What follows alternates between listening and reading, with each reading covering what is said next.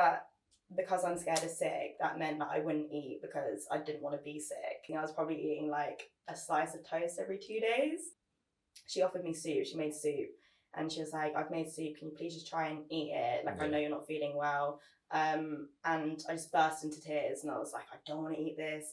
I can't eat. I feel sick. Like, I just a whole big thing. And she was like, this is not healthy. It's not normal. This is not normal. And I'm taking you to the doctors. Hey everyone, welcome to the 4th episode of Let's Talk Mental Health. I'm just going to run the introduction first on my own, and then the guest is going to come in. Focus for this one is going to be eating disorders. But first, I just wanted to say, if you're enjoying the videos and you're gaining something from them, then please like and subscribe, comment down below what you thought. And I also wanted to say that I'm always on the lookout for guests. So if you think you could travel down to East Sussex or you're around East Sussex, then get in contact via TikTok or Instagram. They're both in the bio, and we can just have a chat, get to know each other. If you have a personal experience of mental health, anything related, drug addiction, sort of, I don't know, say you've been to prison, like anything, then get in touch, and we can just get to know each other, and I can see if it's going to be suitable to have you on the podcast and do an episode. Sweet as. Thanks, you guys. Hello, Freya. Hello. How are you? I'm good. How are you? I'm all right, thank you. So the focus, I think, of this is going to be eating disorder, right? So the first thing I kind of want to ask is if you could just give a rough overview of the issues that you've had, and whether you kind of currently deal with them at all. So I struggled with eating disorder, specifically anorexia, from about 12. I would say 12 was when I started getting thoughts of like thinking about food differently, and then obviously it's still present in my life today, but it's a lot better than it was. But it got really bad when I was about 13, 14. And I mean, currently I've gone to a lot of therapy, and I've done a lot of talking about it, and I find myself in a much better situation than I was. However, unfortunately, those thoughts about food never fully go away. Still pop up, still in the back of your mind. Yeah. Okay, let's break it down a bit. Okay, so if you were to look at when you first started thinking about food in maybe a way that you thought other people weren't thinking about food, when do you think that was, and what were the first kind of thoughts you had? So, I mean, back then I didn't really think it was a problem, so I didn't really think I was thinking about it differently. But now looking back on it, I do think obviously that wasn't healthy. It wasn't a healthy way to think about things. I would say probably when I was like year 5, 6. So I don't know how that old that is actually. I was about to jump in and be like, but no, I don't even know. I would I would watch YouTube videos and stuff like that about ways to lose weight and top 10 tips of losing weight and healthy meals and stuff like that. And I didn't really think of it too much. I didn't really take anything from that. But I would kind of then it would become an obsession to watch them, and then I just had it in the back of my mind, I guess. And why do you think you started doing that? I'm not sure. I think I've always been a very insecure person. I come off as quite confident, but realistically it's just not the way it is. Like I'm very insecure. Everything about me, I mean, I'm a lot better now, but I used to be, everything about me I would hate. I wouldn't want to look in the mirror. I wouldn't want to do anything about myself. No, couldn't do it. And do you think that started earlier than watching these videos then? Do you think this was like a... I definitely don't think it was intentional, but I think probably, yeah. But so you can't remember instances where you were younger than that and thought, oh, I don't like myself, like I don't like how I look, or not that I can think back on actually, but then when I started watching these videos and stuff, I'd kind of be like, oh, maybe I could change something. Yeah. Okay, so how did that then progress after watching those videos? What happened next? I again, like, I never really thought there was anything wrong until things got really bad and I had to get help. But I think I used to eat quite a lot of like sugar, just a lot of, like, I love a sweet treat. It's my favorite thing. But I remember one day I ate quite a lot of sweet treats. And I was sick. And I'm also emetophobic. I have an awful phobia of vomit, of other people vomiting, of myself. It causes extreme anxiety for me. So I was sick when I ate all of this shit, and it was horrible. Like, it was like awful. I was in the cinema as well. It was not a good time. That is awful. No. That's awful for most people. And so from that time, I kind of had like a bit of a fear of eating sugary things. So I would kind of fixate on eating healthier and stuff like that. And then I would well, my mum was quite ill as well at one point. She has a bad back, so she was kind of doped up on a few pain medications that the hospital had given her, and I was eating healthier. I was eating less, but unintentionally. And I think when she came round from all the drugs and sort of like leaned herself off them and got better herself, that she realised that I maybe lost a bit of weight, but didn't really think anything of it. And what age was this at that you think she noticed? I think this was maybe like 13. Right. Okay. So you're at secondary school. Yeah. At this time, and did you ever see it in how you interacted with your friends? Did you ever look at your friends in a way of like, oh, they look slimmer than me, or stuff like that? 100%. I mean, I'm not a very tall person, but I'm also not very short. Yeah. And I think for me, in my head, I always thought that being taller meant being bigger.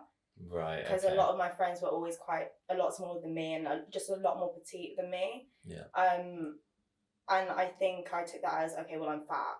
So so that made me quite insecure. And obviously I'm not going to stop hanging out with my friends because I love them. But it was sort of like in the back of my mind, I'm fat, but only because it was like a hype thing. I don't really know how to explain it. I from what I'm getting from this is that looking back, you realise that it didn't really make sense, right? No. But in your head at the time, it made perfect sense. No.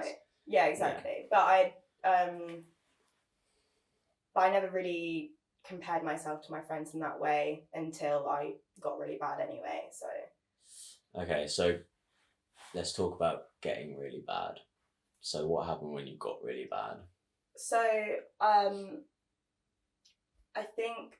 So my mum started realising that I was losing a lot of weight quite quickly as well. And at this point I was checking like calories on back of packets and sugars and fats and stuff like that, and didn't have an appetite anyway.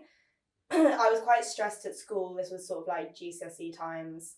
And I have always had quite like a stressed stomach, but like the first thing to go is I'll lose my appetite and I'll feel sick. Because I don't know, it's just like a stress. It's a common stress response. Yeah, I'm similar actually. But I think that because I'm scared of sick, that meant that I wouldn't eat because I didn't want to be sick. Yeah, if you're gonna eat something and you think, I don't know if this is gonna make me feel sick or not, then like, what's the point of risking it? You're not gonna take the risk. Yeah, 100%. Obviously that's not. I say that in a very like, that's what your brain would tell you. Clearly, definitely not that it's actually the best thing to do, but yeah. So it makes sense, doesn't it? And that's not a good place to get yourself into. No, it's like a constant circle. Yeah, it's not a nice combination at all. But yeah, I was losing a lot of weight, And then I think my mum realised and sort of tried to speak to me about it. I was like, you're losing a lot of weight. I don't think it's very healthy. And I was like, I'm absolutely fine. Like, I'm still eating. It's fine. Yeah. When I say I was eating, I was probably eating like a slice of toast every 2 days. Jesus. That's not good. No, it wasn't really the best. It wasn't ideal. And then I would go to school and I wouldn't eat anything, and then I'd come back and my mum's a big feeder. She loves cooking. Yeah. But I would be like, no, I ate at school, like I'm not hungry, sort of thing. So I'd lie about my food intake to her. And again, in my head, there was nothing wrong with that. Like I just wasn't hungry. Yeah. So yeah, and then it got to a point where she offered me soup. She made soup, and she was like, I've made soup. Can you please just try and eat it? Like I know you're not feeling well. And I just burst into tears, and I was like, I don't want to eat this. I can't eat. I feel sick. Like I just a whole big thing. And she was like, this is not healthy. It's not normal. This is not normal. And I'm taking you to the doctors. So that was like the signifier. Like when you look back, that's the moment you think, okay, fuck. That's the moment I was like, I've been caught. Can't hide it anymore. You can't hide it anymore. No, fucked it for myself. Yeah. So then she was like, I'm taking you to doctors, and I think I pulled myself together quite quickly. I was like, no, I'm absolutely fine. I don't know what you're on about. Yeah. And then she took me to the doctor, and then they were like, I said everything, and she was like, I spoke to her the other day about it, and she was like, I think I noticed that your whole personality had changed before I realised that you needed to get help. Yeah. And I was like, what do you mean by that? She was like, like you were depressed, you didn't want to be around, you were sleeping constantly. Yeah. You obviously weren't eating, your whole personality had changed, you didn't want to touch food, you just move it around your plate. Yeah.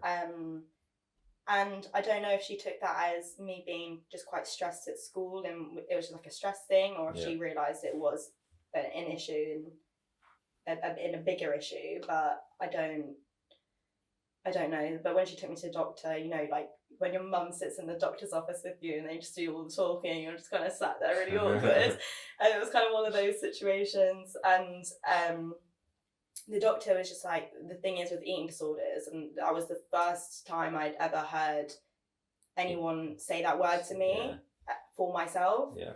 And I kind of like took it by surprise. I was like, that's not what it is. That's not what it is. Yeah. And I think I was just in a bit of denial about the whole situation. Yeah. So yeah, and then it took a lot of more. What was the question? Sorry. I can't remember. It was fucking ages ago. No, it's fine. So you went to the doctors. You spoke to the doctors. Let's just go from there. You spoke to the doctors. Yeah. Or your mum spoke to the doctors, I should say. And where did that appointment go? Like, did it lead to anything else? I think that appointment just led to, like, they took my weight and stuff, and they were like, your weight isn't anything to worry about right now, but you definitely shouldn't lose any more weight. Yeah. And I was like, what the fuck do you know? Like, shut up. Yeah. And my mum sort of then took it very seriously and was like, this is not happening to you. Like, I'm going to do everything in my power to stop this. Yeah. However, unfortunately, when you're in that mindset, there is absolutely nothing that can get you out of it. Mm. And like, not even I don't know, there's just actually nothing that can get you out of that mindset, and it's so difficult to snap yourself out of it. But then then things just got a lot worse, and I dropped a lot more weight, and I would eat a lot less, and I would exercise quite a lot to drop more weight. Yeah. And my mum obviously saw all of this happening, and then other people would get involved. Like, all of her friends would tell me I was losing weight and that I looked really thin. And how did that, because so I don't really know if this is more about not wanting to eat because you don't want to feel sick, or whether this is you trying to reach a kind of a body weight that you think is... Yeah. It was sort of it was sort of a bit of both. I think it started off as I didn't want to feel sick. Yeah. And then when I started losing weight and people started telling me I was losing weight, I was like, this is great. So that was your thoughts and about then it? and then it fueled me and it motivated me to do it more. Yeah, okay. But yeah, all my mum's friends would tell me that I was losing weight. My teachers at school were going, Freya, you look quite ill. Like you should probably go to the doctor or something. I'm like, it's under control, don't worry. And then I had to go to many more doctor's appointments. Did they in that first appointment, they didn't offer anything else? They didn't talk about therapy, they didn't talk about medication? So they offered CAMS. Oh, great. Yeah. Wasn't a big fan, I'm not gonna lie.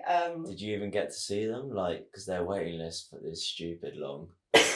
No, I did not get to see them. I'm not surprised. I got put on a waiting list, and then it wasn't until like 3 years later they got back to me. Yeah, it's insane. Like, CAMS is, most people who are on CAMS, by the time they actually are able to get seen, they're then over 18, so they're not on CAMS anymore. Yeah, exactly. Like it's exactly. Just, I mean, it's obviously mental health NHS funding, and like it's good that it's a free service, but it's not if no one sees it.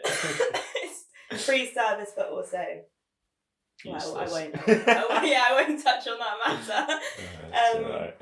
But yeah, they offered me CAMS, and then they also offered me like anxiety medication. Yeah. And my mum was like, I don't want her to go on that. I was like, whatever mum says, right? Do you remember what those medications were? I don't know. I think they just talked about it and was like, why don't we try some anxiety medication if it's anxiety that's causing you not to eat. Yeah, which sounds like that was the because that's what I was playing off as, of course, was like, I'm not eating because I'm stressed and I'm like anxious. Right. And then but I would keep the fact that I actually would check everything and I wanted to lose weight and I was happy losing weight. I'd keep that to myself. So yeah, I said no to anxiety medication, but then I lost a lot of weight and I obviously wasn't eating a lot, so I had quite a few physical side effects from that. Yeah. For example, my stomach acid was burning through me. It was horrific. Like, I'm not talking about just normal acid reflux. I mean, like, this stuff was burning my stomach. I swear to you, there was going to be a hole through that. I also had, like, because I guess I was just so, I don't know, I wasn't fueling my body properly. I had, like, clumps of my hair were coming out. Oh, wow. I got quite thin to the point where my period stopped for a couple months before I sorted myself out. I had hair like growing all over my body just to keep me warm because I was constantly cold. Wow, that's quite interesting. Yeah, like obviously not like really thick, like but like it was like a thicker than usual. Yeah, I didn't even know that was something that happened. Yeah. Just like it was really odd. Your body was just trying to cope, basically. Trying to survive. Yeah. And so hair coming out, and then I also unfortunately had insomnia as well, which did not help with the matter. Brilliant. That was quite stressful. Do you think the insomnia was that's something that came after the eating disorder starting? Would you say? Yeah, definitely. Yeah. Which is a bit weird because I feel like it would have the opposite effect. Like I'm not fueling my body properly. I'm not. I think you'd be knackered all the time. But, I was, but I just could not sleep. Could not sleep.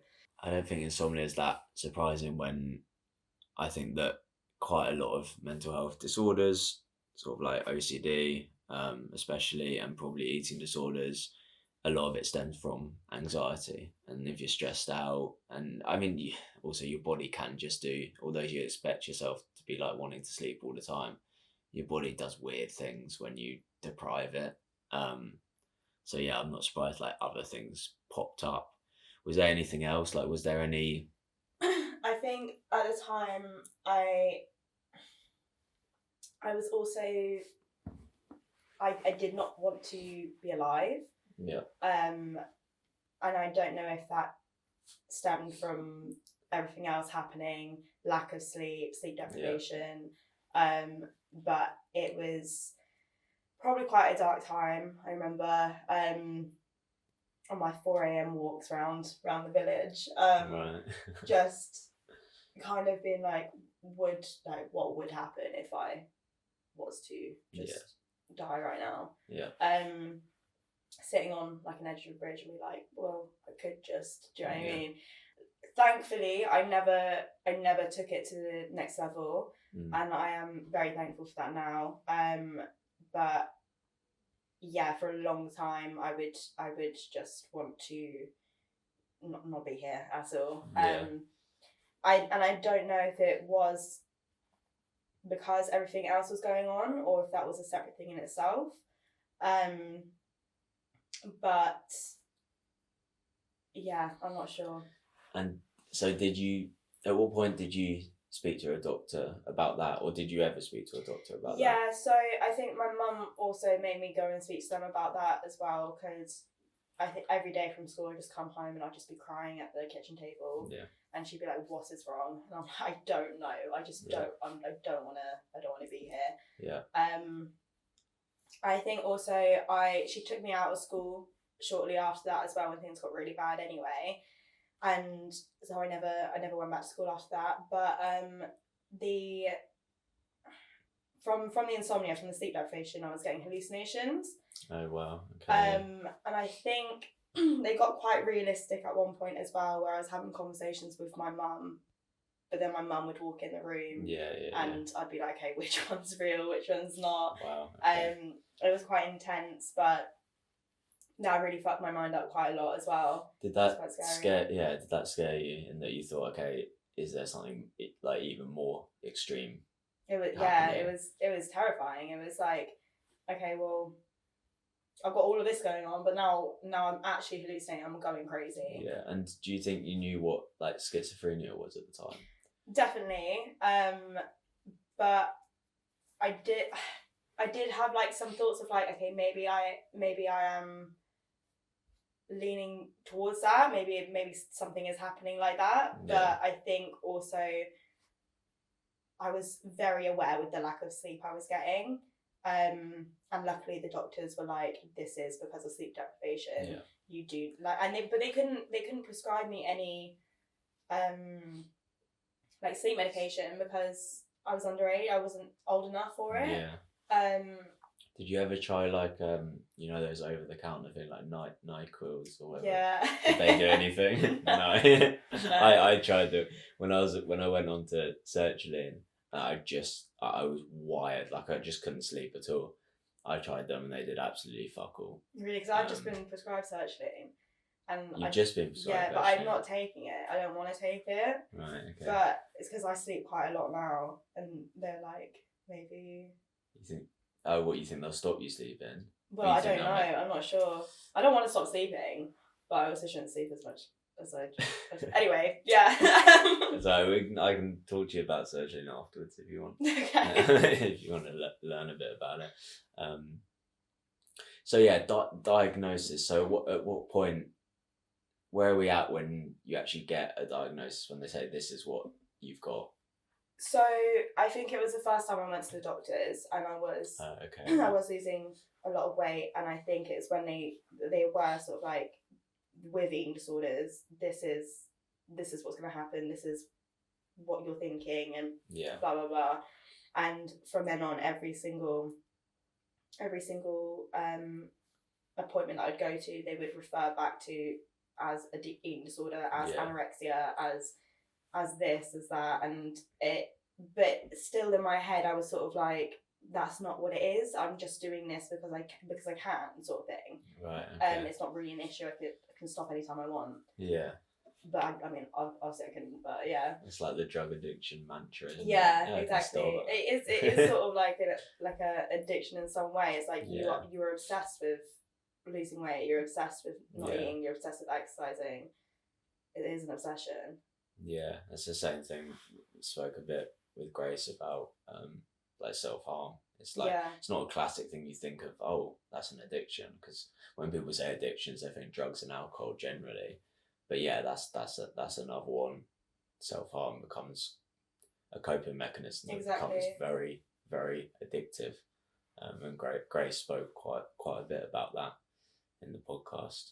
Yeah, I think everyone's got their coping mechanisms, and I think when I was trying to maybe get a little bit better in the end, I did turn to self-harm. Yeah. And it was, I guess it's just a way to sort of get a quick release, you know, like to, I don't know, it's just, yeah. But luckily I've been clean for quite a while, so I'm proud of that, at least. Yeah, no, good. That's really good. So now I kind of want to focus on how things started to get better. At what point? Yeah, what point did you see some positive change? I think when things got really bad, I was in denial for a long time. Yeah. And I think when things got really bad, it was when my period stopped, and I was very, very thin. Yeah. However, unfortunately, there are, you know, like body dysmorphia and stuff like that. I feel like I had that quite hard, where I would wear clothes that were way too big for me because I thought they would fit me, but realistically I was about five sizes smaller. Yeah. And it got to a point where I went to go hug my mum one day, and she was like, "Freya, I can't touch you. I don't want to look at you. You look like you're dying." Yeah. And I was, at the time I was like, wow, like, cheers, mum. But I think I went away from that, and I looked, I was like, okay, well, this is visibly making her upset. Yeah. So I need to do something about it, if not for me, for her. And I went to one last doctor's appointment, and they weighed me, and they were like, "You are severely underweight. If you don't start putting on weight, if you don't start eating properly, there will be a tube down your throat, and we will force feed you, and we will admit you to the hospital." And I think from that moment, my emetophobia kicked in, and I was like, okay, well, chew down my throat, force fed, I'm gonna be sick. That's not happening. If I'm gonna be sick, it's gonna be in my own home, not in a hospital. Yeah. So I sort of was like, okay, I need to change something. Maybe this has gone too far. Yeah. And I think I just agreed. For my parents were like, "Will you try some therapy?"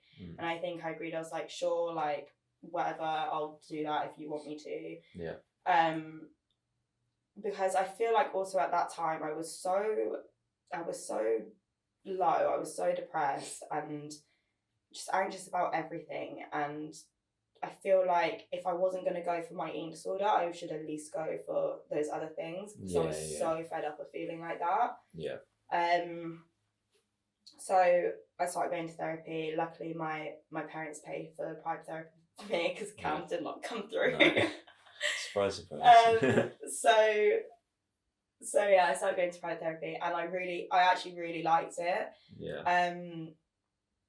She was really great, really useful, and I think that helped me get back on my feet a little bit.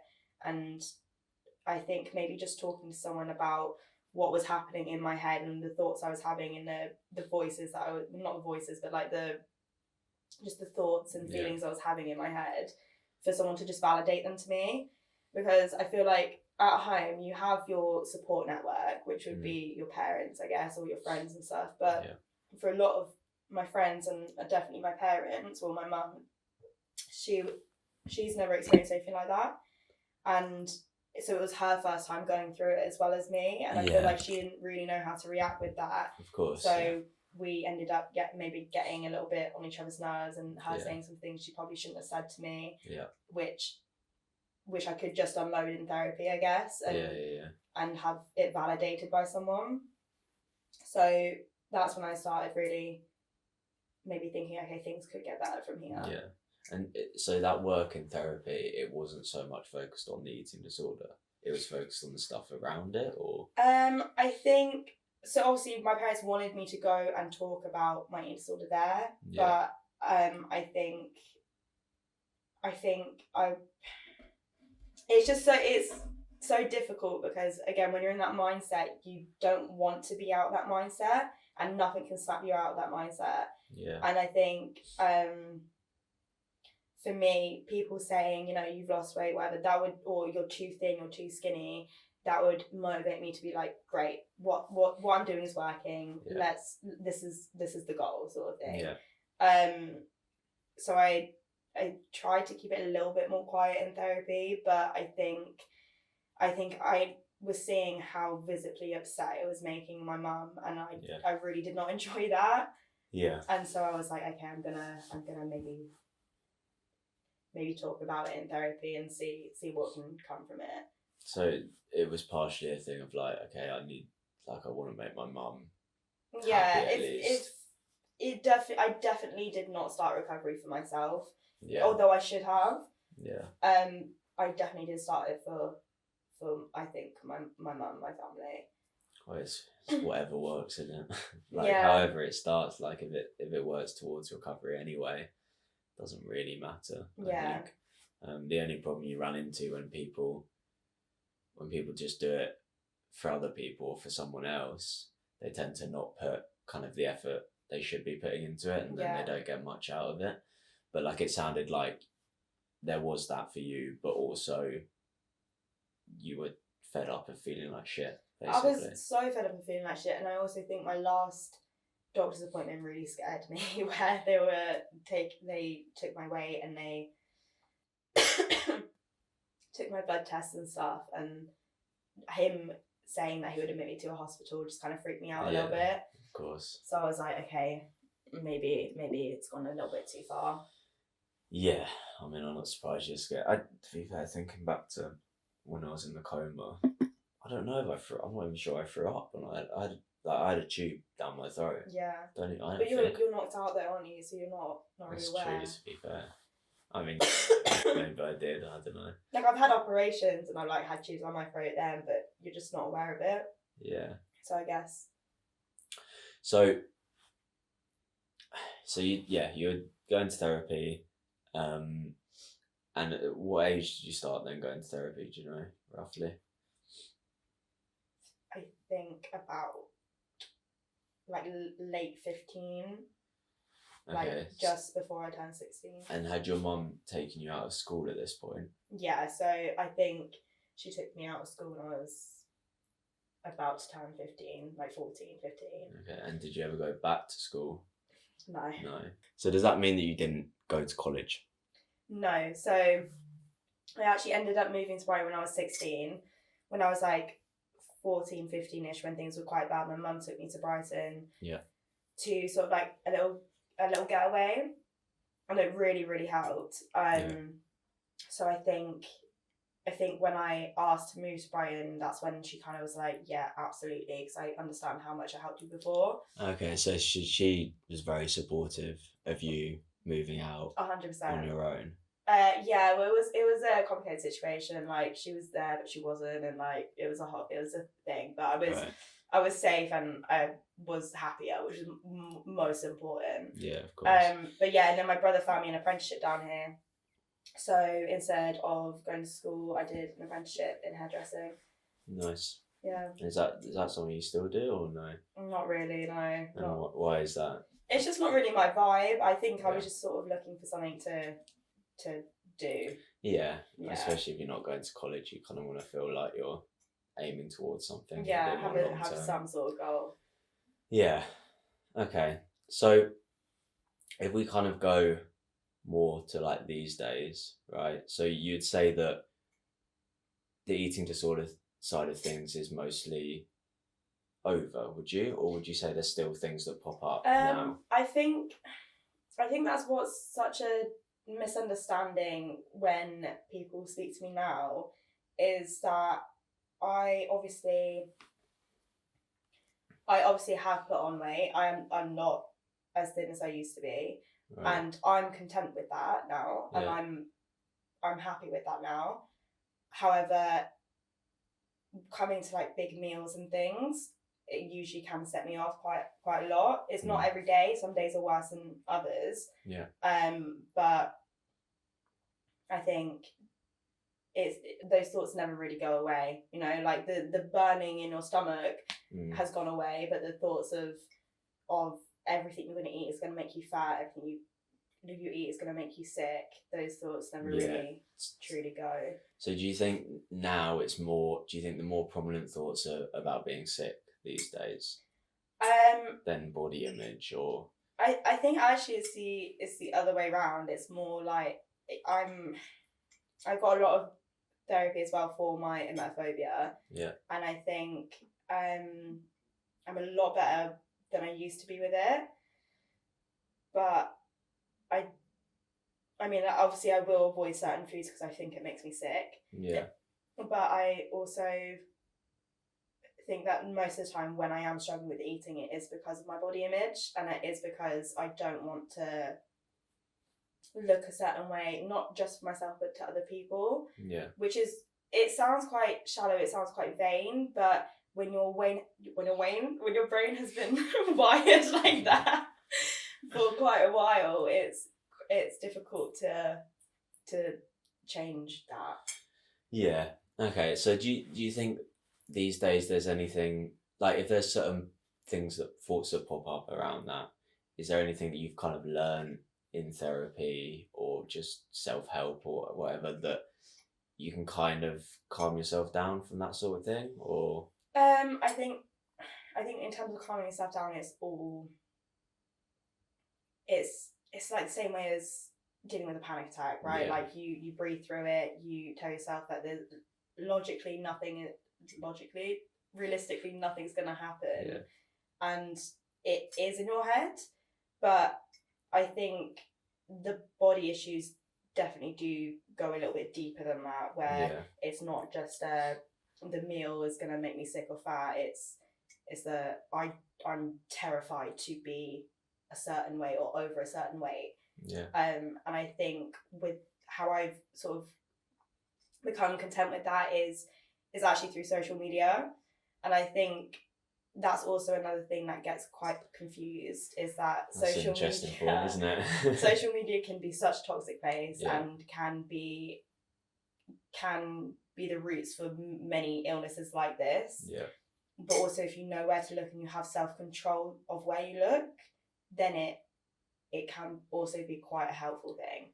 Yeah, I mean, I've been in lots of helpful groups, very helpful groups, Facebook groups, Reddit groups, and I spoke a bit about sertraline earlier. I'm not actually sure if I'll leave that in the footage, but spoke a bit about how I was on sertraline and how it was really nasty. It was only nasty for the first couple of weeks, like it wasn't a long-term thing. I was in a lot of groups of people who had started sertraline, and the thing I was told over and over again was like, okay, like first 2-3 weeks, it might be hell, like it might be really difficult, but if you keep powering through, your brain will adapt and it will settle down. And like I wouldn't have given antidepressants generally a chance if like I didn't have a kind of support network online that had like reassured me, because I was bad. Like I was, every day I was posting something because I was in like a constant panic attack. Like it was terrifying. I felt like my jaw felt like it was like clattering. Like I just felt horrible, but it did die down. And I think social media is really a double-edged sword.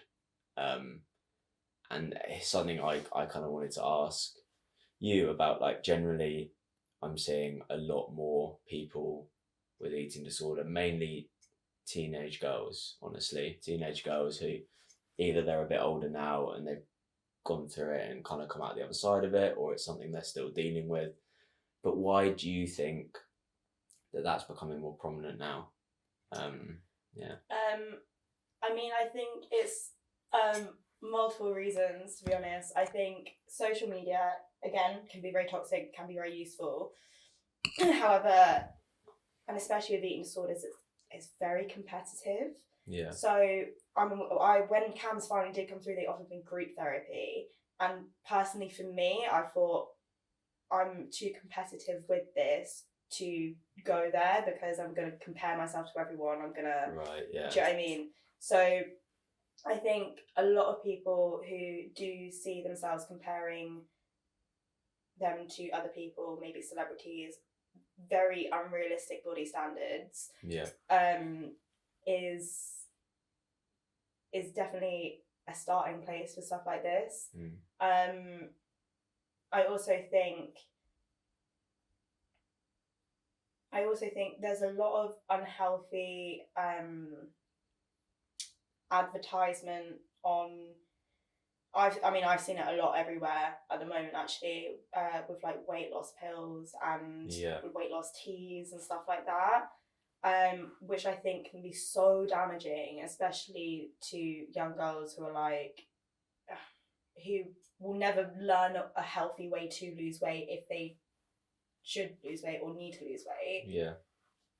And I don't know, I think that's quite dangerous. And I think that can also be because it's never, I mean, for me anyway, it was never an intentional thing to do to get to this point, right? So like it was all by accident. And I think if someone's looking to lose weight, even just a little bit of weight, and they're like, okay, well, this tea, this pill's going to do it, and then I think it's quite dangerous to then go down the rabbit hole of. It's easy to then get fixated and obsessed, and that develop into something really serious and damaging. Definitely, and because it consumes your whole life, it becomes an everyday thing for you. Everything that you do, you're thinking about food, and like whether that's you're out with your friends and you're like, I don't know what the next time I'm gonna eat is. What if I faint? What if I do this? What if I do that? Or you're out for a meal and you have a panic attack because you don't want to eat it. Like it just consumes your whole life. As soon as you wake up, you're thinking about food and your weight and the way you look. And as soon as you go to the minute you go to bed, that's all you're thinking about. That's all you're dreaming about. That's an interesting because food. So no, I don't really want to go into this too much, if I'm honest. But like, I've gone through periods where I've had something quite specific that has led to that kind of. Basically, my worst nightmare is having to go out with a group of people and go for a meal. Right. And I don't really want to go into why that is, but that's something that I've had to.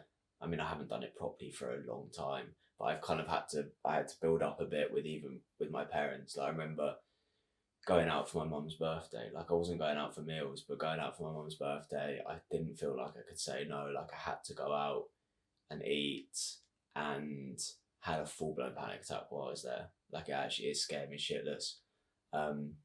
So do you think, like, now, if someone, like, how are you with that? How are you with eating out now? I think it very much depends on the person I'm eating with. Yeah. I think if it's someone I don't really know that well, I'm a little bit more hesitant to go, or very anxious when I get there. Yeah. Because I'm still a very insecure person, and I will openly admit that. Do you know what I mean? But everything that I'm thinking in my head is like, what if I'm eating weird, or like what do you know? Like, it's just like silly shit. What if there's something in my teeth, and like, and then so it's more. It's not really more about the food that I'm eating. It's more about the way that I look while doing it, right? Which again sounds so shallow, but it's just I'm guessing it's just part. It's just part of it, yeah. But so you don't, like, if you're going, because as I said, like, I had a friend who had very similar issues, and it was like people talking about being sick was like triggering for them. It made them really anxious, and one of the things I kind of struggled to understand was that in my head, like, if you were at home, it was more comfortable to, like, say you felt really sick at home, at least you're at home, at least there's no one else. Like, a lot of my anxiety stuff in my life has been because of what other people think of me, right? And that's fed, like, in lots of different ways, that's fed into different anxieties I've had over the last few years. So for me, it would be like, if I was scared of being sick, it would be, I'm scared of being sick in front of people. If I was at home, I wouldn't really care, basically. Now, what I had with my friend is that wasn't really the case for her. She was terrified of being sick, full stop. It didn't matter where the hell she was. So it's not like, so I'm guessing it's similar for you. It doesn't matter if you're at home. It doesn't matter if you're out in public. I'm just scared of it. You're just scared of it. Full stop. Yeah. Okay. Yeah. But I'd much rather be sick in the comfort of my home. Yeah. Because and also, for me, if I do have a panic attack, which every time I am sick or feel sick, it tends to happen. Yeah. I want to be by myself because with other people around me, I just feel like it overstimulates me and I get a bit agitated, a little bit more. So I want to calm myself down by myself, and if I'm out in public, then I can't really do that. I'm the same. I think that's where like agoraphobia comes from. Like people, like you can. I mean, panic attacks are nasty any place you are, but like you can get over a panic attack quicker, I think, when you're at home. When you're out and you're more stimulated, there's lots more going on. You're scared of what other people are thinking of you. You have to be more aware of what's going around you as well. Yeah, and it's much more likely that panic attack will last for a long period of time. Whereas being at home, you could, sort of get over it in a certain amount of time. But yeah, I think I just want to see if there's anything else of importance. Yeah, I mean, I think we've covered a lot of good stuff, honestly. Is there anything else that you want to talk about specifically? Anything you think's important? I think one thing that I probably will add is the way that people should talk to you and be maybe mindful about. I should have asked about this. About actually. Talking, yeah, because I think it's quite easy to just say words, and I think words can hurt quite a lot. Yeah. And you might think you're saying something really nice, but it's just not. It's not really. It doesn't come off as that. Do you know what I mean? Especially when someone's very much in the mindset of what they are. Even the silliest things like you look healthy, you're like, fuck, I'm fat. Do you know what I mean? Like, so I don't know. I think, but it is really hard because nothing you can say, or nothing. Yeah, anything you say can be taken the wrong way, so it is difficult. But I think definitely be mindful about what you're saying, because I've definitely had some horrible things said to me, and also just like people commenting on your weight in general, like. It's quite. Many of my mum's friends would comment on my weight all the time, even when I had put on weight, and I'd just sort of be like, "Why are we talking about my weight? Why not yours? Why not your child's?" Oh, it's because I'm the girl with an eating disorder. Do you know what I mean? Like, is that the only thing interesting about me? So maybe like we know it's an issue. We know it's something I'm dealing with, but you don't need to make it the only thing about me. And you can talk to me about other things because I am a person. Which I think when you're struggling with your mental health and like it's become a thing of like quite a lot of people know about it, I think that's quite a general thing. Like if they come and that's the only thing you talk about, it's just like there's other things I want to talk about. I am actually an interesting person. Like, you can talk to me about other things. I'm not just the girl with an eating disorder. Yeah, and that's saying, like, being careful what you say is interesting because, like, I had a very good friend, like arguably my best friend, who had fear of sickness, had an eating disorder, and she taught me quite a lot in terms of like that stuff and kind of like what to say and what not to say. And to be honest, I got quite overwhelmed trying to understand what I could and couldn't say. Yeah, so, it is difficult. Because my default, honestly, like I've heard a number of times that you don't say, "Oh, you look healthy." Like I've heard that's a common thing that's like you really shouldn't be saying that. So I understand that much, but like my natural response to someone who's worrying about that is to reassure them, right? Yeah. And in my head, that's like, no, you look fine, like you look good, right? But because I mean, again, it's so difficult because literally anything you can reassure all you want, but when you're in that mindset, nothing's getting through to you at all. That's my point. So basically, from what I learned from her, even though it was quite confusing, what I took from it was just avoid anything. Just don't talk about it. Don't comment on appearance. It's weird because you always link it back to to your eating disorder. I think people would reassure me, would be like, you look healthy, which is arguably a nice thing to say. Do you know what I mean? It's just not.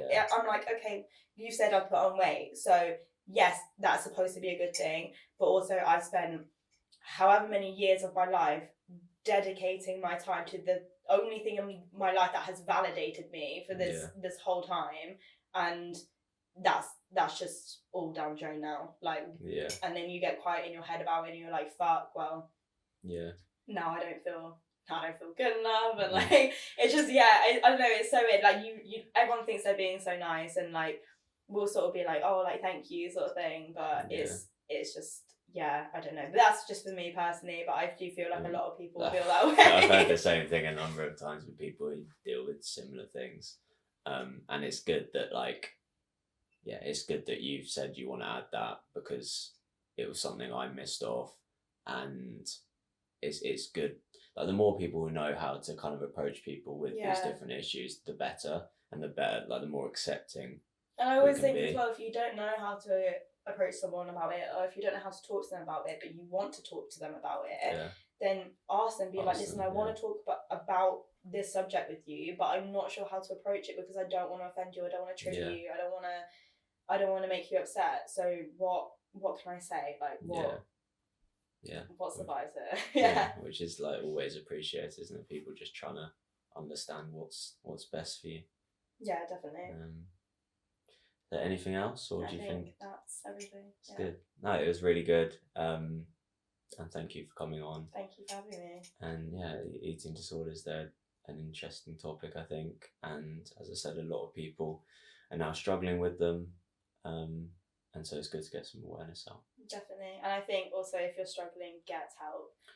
And it's so worth it. It's so worth it. You find your love for your life again. Yeah. And there's always another side.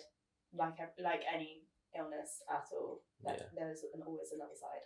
Yeah, the longer you sit on an issue, the worse it gets. Exactly. Yeah. Best to get help sooner than later. Exactly. Yeah. But thank you for having me. It's alright. It's been nice.